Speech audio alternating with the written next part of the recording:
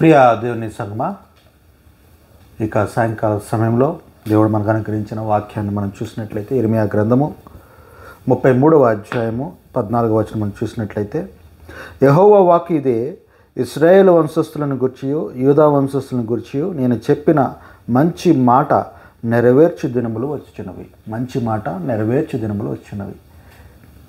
దేవుని యొక్క కృపను బట్టి, ప్రేమను బట్టి, కరుణను బట్టి మనము ఈ యొక్క డిసెంబర్ నెల, క్రిస్మస్ నెలలోనికి, సంతోష సమాధానం కలిగిన ఈ నెలలోనికి మనం ప్రవేశించబడ్డాం. దాన్ని బట్టి మొట్టమొదటిగా దేవుని నేను ఎంతగానో స్తుతిస్తూ ఉన్నాను, గనపరుస్తూ ఉన్నాను. ఒక మంచి మాట నెరవేర్చు దినములు వచ్చుచున్నవి అంటున్నాడు.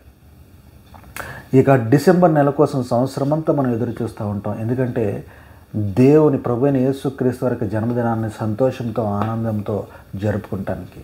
ప్రియ సంగమా, ఇక మంచి మాట నెరవేర్చు దినములు అంటే ఇది ఇశ్రాయేలీయులు బబులోను చెరలో ఉన్నప్పుడు మిమ్మల్ని నేను విడుదల చేస్తాను అనే ఆ యొక్క వాగ్దానం ఏదైతే ఉందో, ఆ యొక్క వాగ్దానాన్ని నేను నెరవేరుస్తాననే మాట మరి ఇప్పుడు సమయం ఆసన్నమైందని ఇశ్రాయేలుకి చెప్తున్న మాట.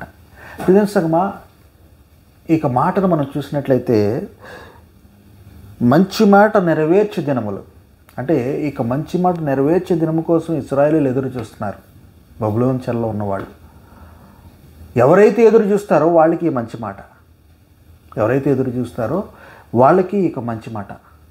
ఎదురు చూసిన వాళ్ళు ఓర్పుతోనూ నిరీక్షణతోనూ ఎదురు చూడాలి. కాబట్టి ఇక సమయంలో, ఇక క్రిస్మస్ దినాల్లో ప్రభువైన యేసుక్రీస్తు వారి యొక్క జన్మదినాన్ని సంతోషంతో, సమాధానంతో మనం జరుపుకోవాలి అంటే సంవత్సరం అంతా మనము దేవుని కొరకు సంతోషంతో శ్రమను అనుభవించామా? దేవుని కొరకు సంతోషంతో నిరీక్షణ కలిగి ఉన్నామా లేదా? ఒకవేళ సంతోషంతో నిరీక్షణ కలిగి ఉండి సంతోషంతో శ్రమను అనుభవించినట్లయితే మనం యేసుక్రీస్తు వారి యొక్క జన్మదినాన్ని జరుపుకోవడానికి అర్హులుగా ఉన్నాం.